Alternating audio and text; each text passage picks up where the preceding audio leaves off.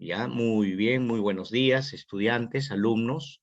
Vamos a compartir pantalla para explicar una de las obras simbólicas de la literatura romana que se denomina la Eneida del escritor más importante de Roma, Virgilio. Incluso Virgilio, estimados estudiantes, aparece también en la obra La Divina Comedia. En la Divina Comedia, este escritor, autor de la obra La Eneida, va a aparecer para conducir a Dante por el infierno y el purgatorio. Muy bien, empezamos entonces con una breve introducción a Virgilio, hablando de la literatura romana. Cuando hablamos de Roma, estudiantes, estamos hablando todavía unos 200 a 300 años antes de Cristo.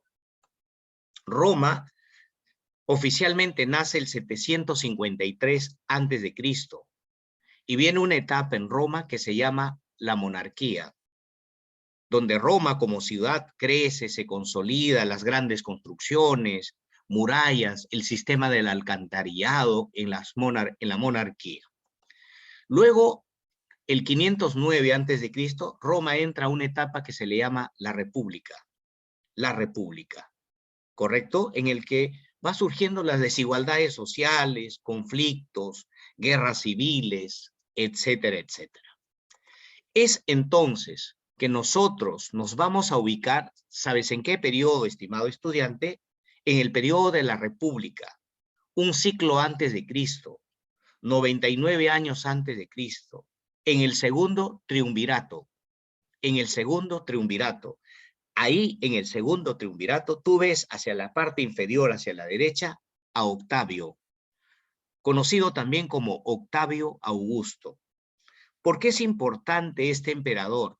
Porque va a ser en el periodo de Octavio Augusto, en el segundo triunvirato, donde se va a apoyar a los escritores a través de un ministro que él va a tener que se va a llamar Mecenas. La palabra mecenas es el nombre de un personaje que ayuda a los escritores. Y más adelante la palabra mecenas, si tú buscas en el diccionario, significa persona que ayuda, ¿no? Que te da la mano para que tú logres algún objetivo. Entonces, gracias a Octavio, el ministro Mecenas ayudó a los escritores, impulsó el arte, impulsó la literatura. Entonces, va a ser en este periodo que van a surgir Virgilio, Catulo, Horacio, Ovidio, los grandes escritores de Roma. Va a surgir la poesía lírica y la poesía didáctica, ¿correcto? Horacio va a ser uno de los grandes escritores romanos. Él es teórico. Él es después de Aristóteles quien da normas para la escritura. Normas para la escritura. Pero también era un poeta. También era un poeta. Sus obras se llaman las odas y los épodos. Él utiliza un tópico también se le llama, la del carpe diem, goza el día, goza el momento. Ojo, aprovecha el día, no te fíes del mañana. Esta temática, estimado estudiante, va a aparecer más adelante cuando nosotros estudiemos literatura española del siglo de oro, en escritores como Garcilaso de la Vega y Fray Luis de León. Recuérdalo más adelante, el carpe diem, aprovecha el día, no te fíes del mañana. Eso está planteado en la poesía de Odas y Épodos de Horacio. Otro gran escritor es Ovidio. Ovidio es un poeta dedicado a la poesía amatoria. Tiene un libro llamado El arte de amar, dedicado a los varones, es el arte, hacer del amor un arte, ¿no es cierto? Son como normas, como recomendaciones para no dañarse en el amor. Son frases que él luego va comentando poco a poco, como por ejemplo, en una relación de amor, quien ama más es el más débil, ¿correcto? Y eso me parece que sí es válido y es muy cierto, ¿no? También tiene un libro de fábulas llamado Las Metamorfosis. Y no confundan con la Metamorfosis de Kafka. En Kafka es un hombre que se transforma en insecto, toda la novela. En cambio, en las Metamorfosis de Ovidio son un conjunto de dioses, de semidioses, de personajes que adoptan figuras de animales para seducir, para hacer el bien, para hacer el mal. Conjunto de relatos. Ovidio, las Metamorfosis. Y llegamos al gran Virgilio. 70 antes de Cristo nació Virgilio. 70 antes de Cristo y murió pocos años antes del nacimiento de Cristo. ¿No es cierto? Una insolación lo mató en la ciudad donde él estaba escribiendo. Él es autor de esta obra llamada La Eneida, una obra que muchos consideran superior a la Ilíada y a la Odisea por su manejo del lenguaje. Es un tema muy interesante que deriva de la historia de la guerra de Troya. Si tú recuerdas la Ilíada, cólera de Aquiles. Si tú recuerdas la Odisea, los viajes de Ulises, la Eneida te va a hacer recordar ambas obras. El protagonista principal es Eneas, un semidios, hijo de la diosa Venus. Pero a Venus también se le conoce como Afrodita. Profesor, ¿cómo es eso? Afrodita es en griego, Venus es en latín. Recuerda que los romanos utilizan la lengua latina, ya no la lengua griega. Entonces, cambian el nombre, los nombres cambian. Afrodita ahora es Venus. Entonces, ¿quién es Eneas? Eneas es el hijo de la diosa Venus. Por lo tanto, semidios, protegido por su madre, pero también va a tener enconos, odios de otros dioses, como por ejemplo, ¿quién va a odiar a Eneas? La diosa Hera, la esposa de Zeus, la esposa de Júpiter, ¿no es cierto? ¿Por qué lo va a odiar? Porque recuerda, estimado estudiante, cuando yo te expliqué la guerra de Troya, te expliqué de la historia de la manzana de oro que París tenía que darle a una de las diosas. Una de ellas era Atenea, que le ofreció sabiduría, otra era Hera, que le ofreció riqueza, y la otra diosa ganadora fue Afrodita, que le ofreció a Helena. Por eso se desencadenó la guerra, porque París le entregó la manzana de la más bonita a Afrodita.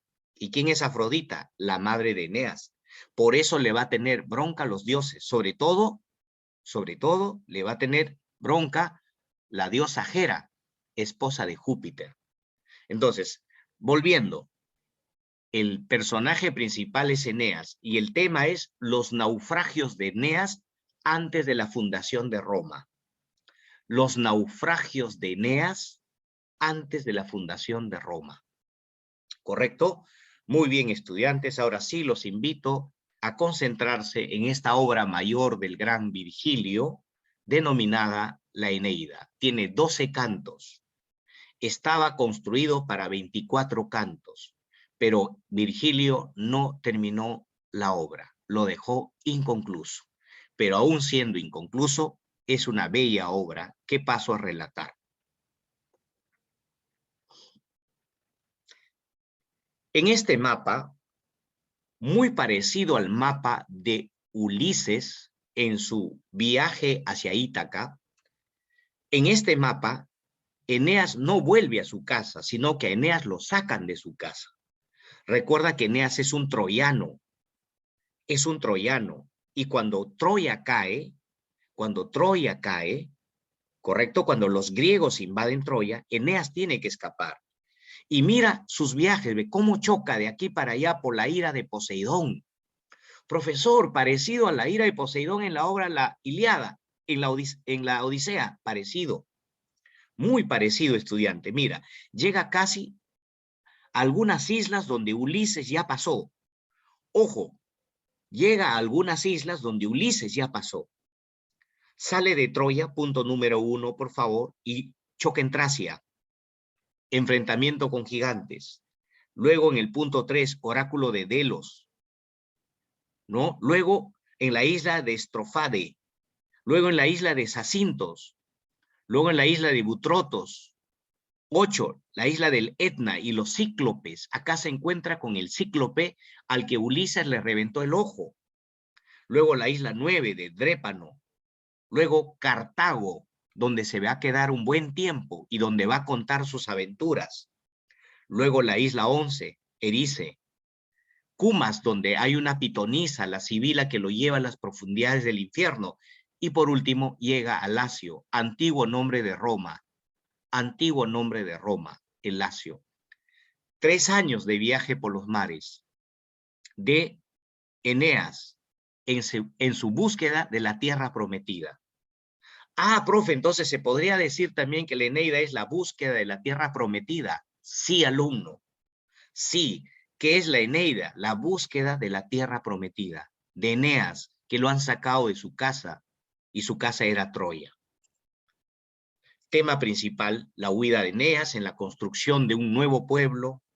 Luego hay temas secundarios como el patriotismo, el destino, el amor, la guerra. Personajes que aparecen son Eneas, el héroe, Anquises, su padre, que luego va a morir en los viajes, Dio, una reina que se enamora de Eneas, Juno, Latino, el rey que lo va a recibir, Lavinia, la prometida en Roma de Eneas, Palante, un aliado, y Turno, su enemigo. Su enemigo. Personajes que poco a poco iré explicando en el transcurso de este argumento. Todo empieza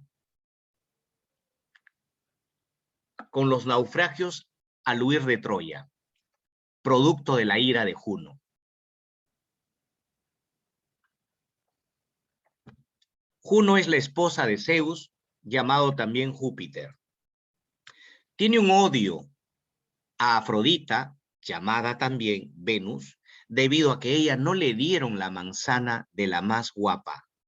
Juno tenía esa cólera, esa ira, esa inquina, ese encono contra Venus. Y cuando ve que su hijo zarpa para fundar Roma, porque Júpiter le ha designado fundar Roma a Eneas, porque a Eneas le han quitado Troya,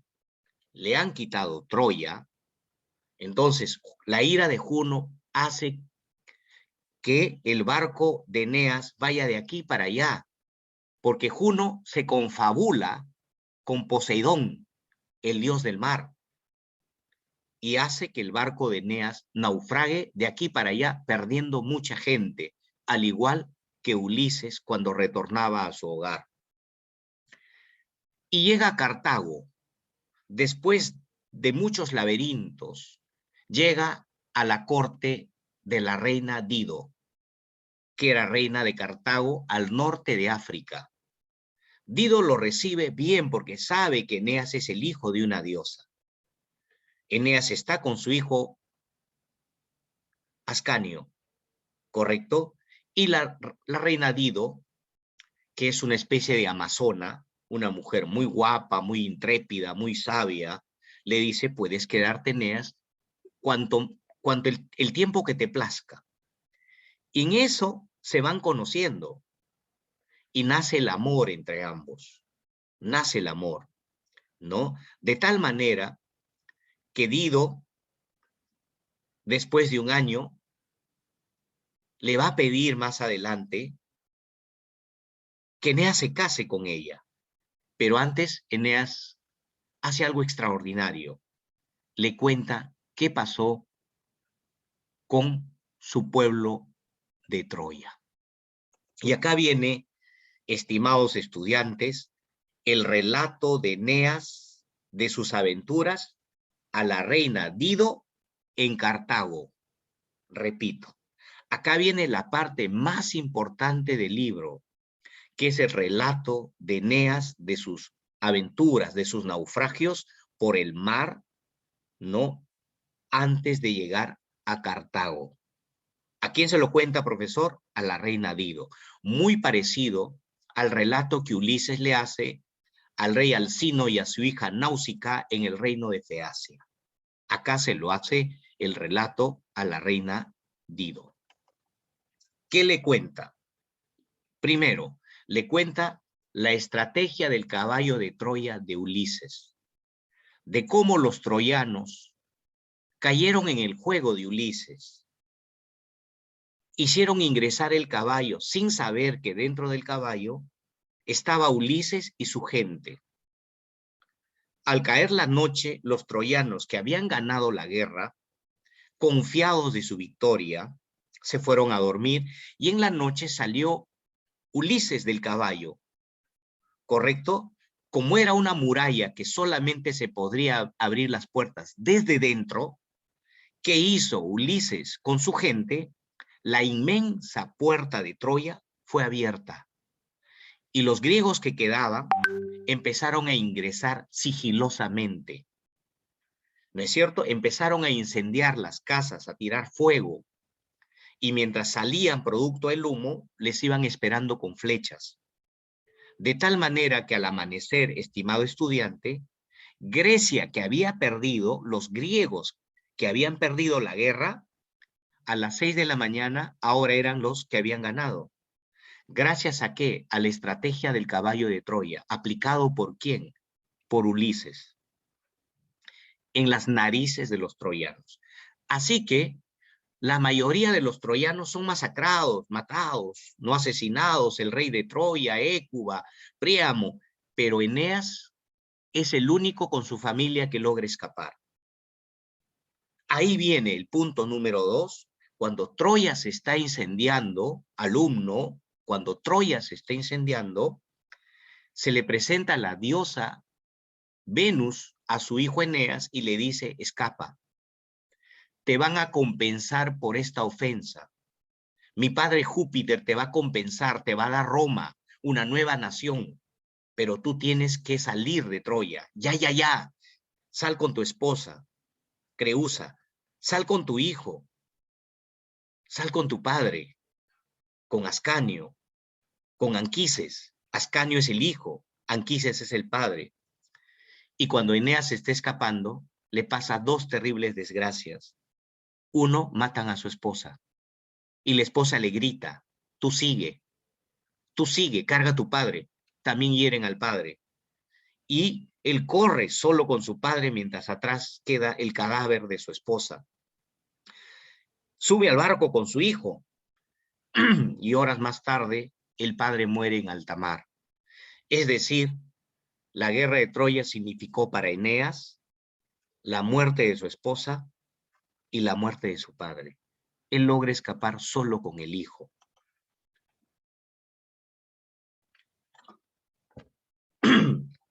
Y acá vienen los naufragios en 3 lugares que son los más importantes: Creta, Tracia y Sicilia.